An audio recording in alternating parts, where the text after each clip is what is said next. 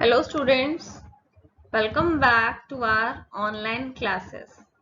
I, Mrs. Jaya, your Hindi teacher.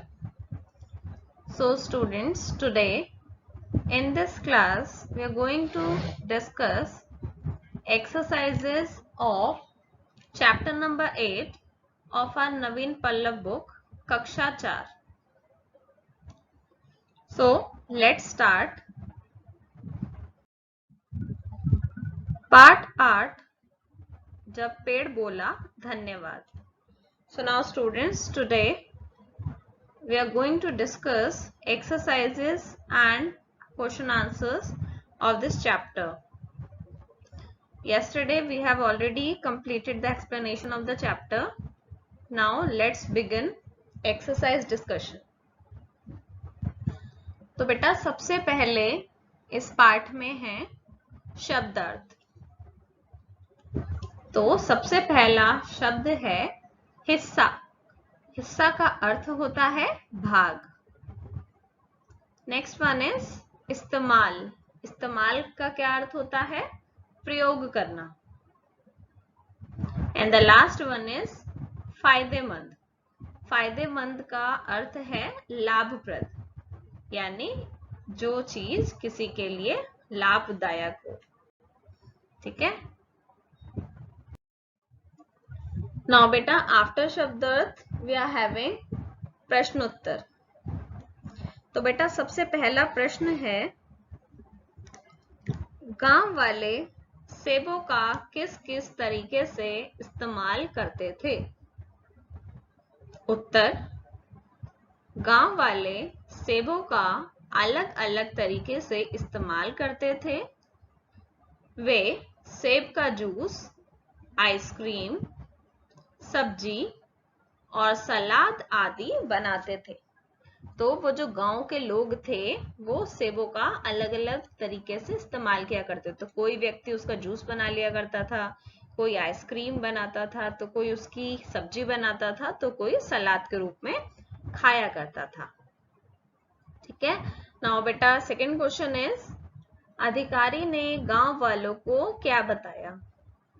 तो जो एक अधिकारी आया था शहर से गांव में, उसने आकर गांव वालों को क्या बताया था? तो इसका उत्तर है, अधिकारी ने गांव वालों को बताया कि गांव को शहर से जोड़ने के लिए वहां रेलवे लाइन बिछाई जाएगी. नाउ प्रश्न 3, नक्शा देखकर सभी उदास क्यों हो गए? तो जब अधिकारी ने गांव वालों को नक्शा दिखाया तो सभी गांव वाले उदास क्यों हो गए थे? तो इसका उत्तर है, नक्शा देखकर पता चला कि रेलवे लाइन बिछाने के लिए सेब के पेड़ को काटना पड़ेगा, इसलिए सभी उदास हो गए. क्योंकि जैसे ही सभी लोगों को पता चला कि रेलवे लाइन जहां बिछाई जा रही है उस रास्ते में सेब का पेड़ आ रहा है, तो उसे कटना होगा. तो यह सोचकर सभी लोग उदास हो गए थे.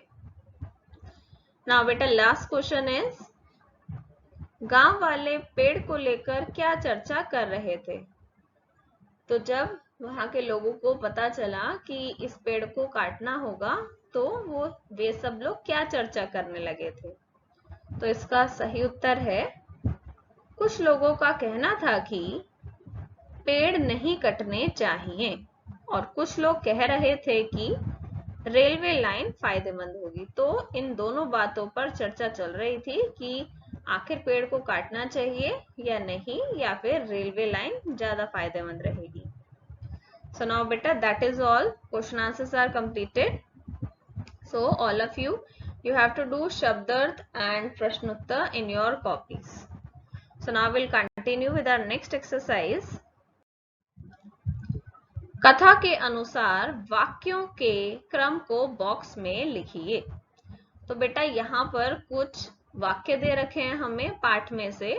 हमें पाठ में जिस तरीके से यह घटना, कौन सी घटना किसके बाद हुई थी, उस क्रम में हमको इन वाक्यों को लगाना है. तो सबसे पहला है, बच्चे पेड़ के नीचे आकर खेलते थे। धन्यवाद मुझे बचाने के लिए। पेड़ बिल्कुल रेलवे लाइन के रास्ते में आ रहा था। धीरे धीरे पेड़ में शक्ति आ गई। क्यों ना पेड़ को यहां से हटाकर कहीं और लगा दिया जाए। तो इन सब वाक्यों में कौन सी घटना सबसे पहले हुई? तो सबसे पहले घटना हुई थी बच्चे पेड़ के नीचे आकर खेलते थे।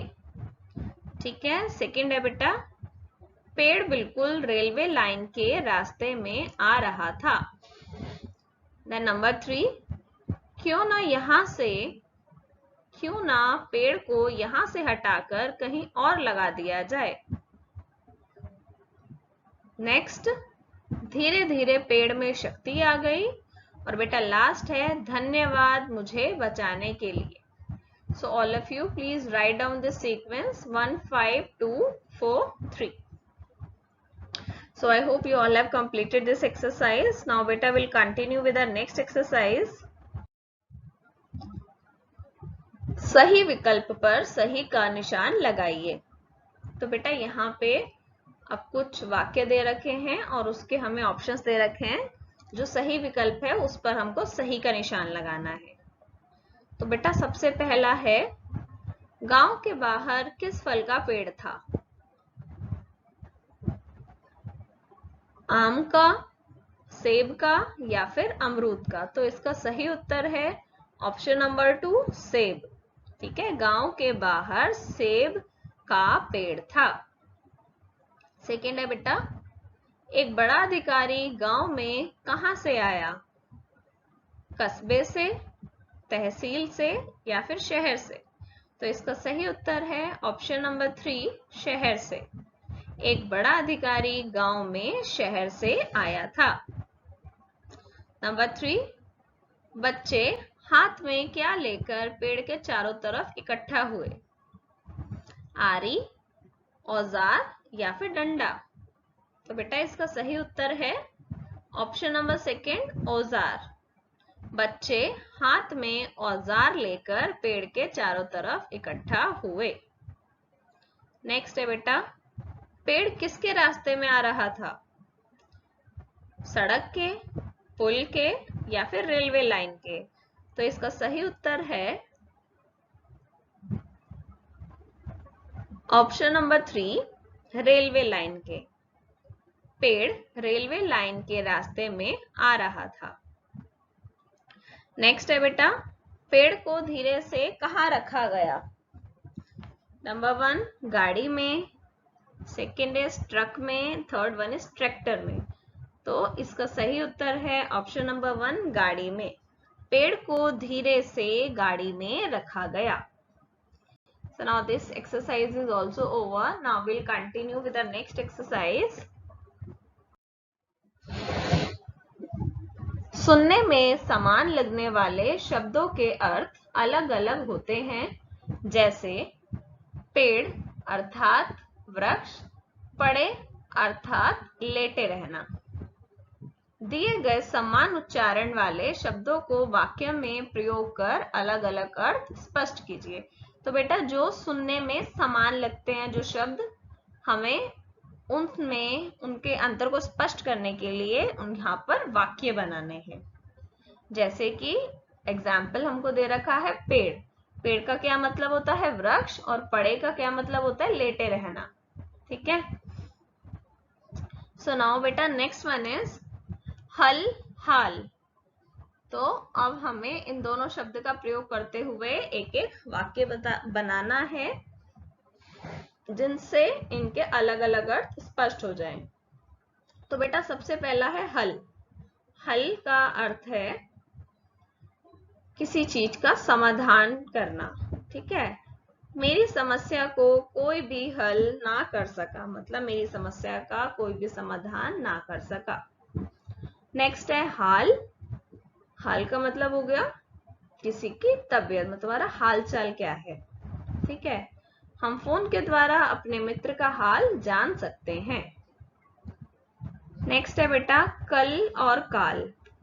तो कल का वाक्य प्रयोग हुआ, वह कल मेरे घर आया था। या तो आने वाला कल या बीता हुआ कल आप दोनों तरीके से वाक्य बना सकते हैं। नेक्स्ट है बेटा काल। काल का अर्थ होता है मृत्यु, तो काल से कोई भी नहीं बच सकता। ठीक है। थर्ड है बेटा जग और जाग। तो जग का वाक्य बना, यह जग बहुत सुंदर है, और जाग, मैं प्रातः जल्दी जाग जाता हूं। ठीक है। नाउ बेटा नेक्स्ट इज बहु। बहु, तो बहु का पहले का वाक्य होगा, भारत एक बहुभाषी देश है। पहले का बहु का अर्थ है बेटा यहाँ पे बहुत सारी। ठीक है। नेक्स्ट है बहू। राम की बहू बहुत सुंदर है, यानी दुल्हन। नाउ बेटा नेक्स्ट एक्सरसाइज इज ड़ तथा ड़ के उच्चारण में भेद करना कठिन है। दिए गए शब्दों का सही उच्चारण करते हुए वाक्य में प्रयोग कीजिए। तो बेटा यहाँ हमें कुछ शब्द दे रखे हैं जिसका हमें वाक्य में प्रयोग करना है। तो बेटा पहला शब्द है प्राण, तो इसका वाक्य होगा, राम के वियोग में राजा दशरथ ने अपने प्राण त्याग दिए। नेक्स्ट है पेड़। पेड़ रेलवे लाइन के बीच में था। नेक्स्ट है किरण। किरण का वाक्य होगा, सूरज की किरणें पृथ्वी को प्रकाशित करती हैं। नेक्स्ट है बेटा बड़ा। मेरा बड़ा भाई मुझे बहुत प्यार करता है। और लास्ट है बेटा बाण। बाण का वाक्य बनेगा, दशरथ ने श्रवण कुमार को बाण से मारा। तो बेटा इस तरीके से आप चाहे यहाँ पे दोनों ड़ा में जो आवाज है वो बिल्कुल सेम आती है, तो इनका अंतर स्पष्ट करते हुए हमने इन शब्दों में वाक्य बनाए। ठीक है। नाउ बेटा नेक्स्ट एक्सरसाइज इज अधि जोड़कर शब्द बनाइए। तो बेटा यहाँ कुछ शब्द दे रखे हैं, उसमें हमको अधि जोड़ना है और एक नया शब्द बनाना है। जैसे पहला क्या है कार, तो कार का क्या बना है अधिकार। ठीक उसी तरीके से नायक का हो जाएगा अधिनायक, कृत का अधिकृत, भार का अधिभार, और लास्ट बेटा वक्ता, वक्ता का बन जाएगा अधिवक्ता। ठीक है। तो इस तरीके से आपको अधि जोड़कर नए शब्द बनाने हैं। नेक्स्ट है बेटा मौखिक उत्तर। तो पहला प्रश्न है, हमारे देश में पृथ्वी का स्वर्ग किसे कहा जाता है? तो इसका उत्तर है, हमारे देश में पृथ्वी का स्वर्ग कश्मीर को कहा जाता है। नेक्स्ट क्वेश्चन है बेटा, पेड़ों से हमें क्या लाभ है? तो पेड़ों से हमें क्या मिलता है?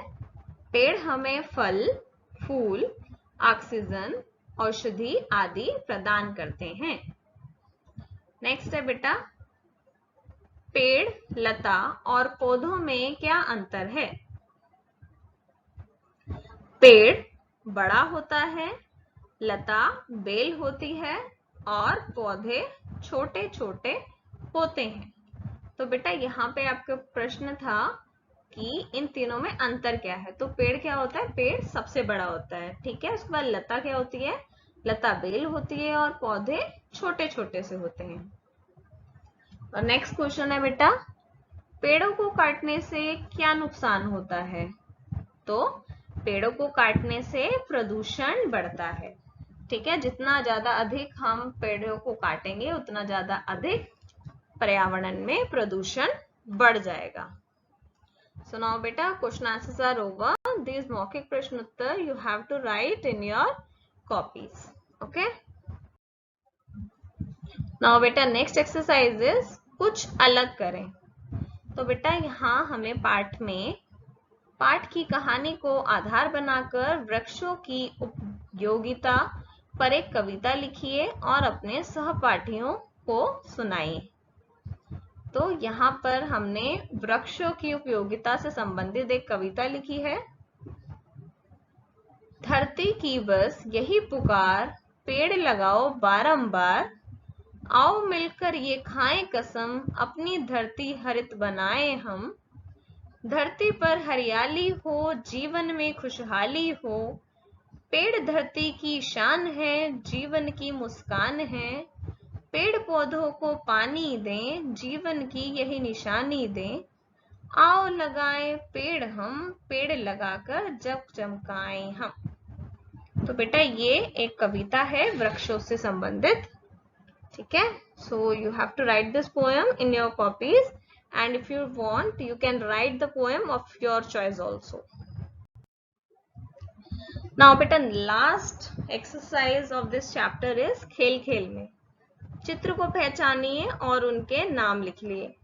तो बेटा यहाँ हमें कुछ पत्तियां दे रखी हैं, इन पत्तियों को देखकर हमें पहचानना है कि ये कौन से पेड़ की पत्ती है। तो पहला हो गया बेटा पीपल, नंबर 2 तुलसी का पत्ता है ये, थर्ड वन इज गुलाब का, फोर्थ वन इज पपीता, नेक्स्ट वन इज केला, और बेटा लास्ट है ये आम का पत्ता है। तो इसी तरीके से आपकी बुक्स में जो पत्ते बने हैं आपको उनकी पत्तियों को पहचान कर उनके नाम लिखने हैं, ठीक है। सो नाउ बेटा that is all the exercises of this chapter are completed. You have to do question answers and Shabdat in your copies, and rest of the exercise you have to complete in your books. So thank you all for watching this video.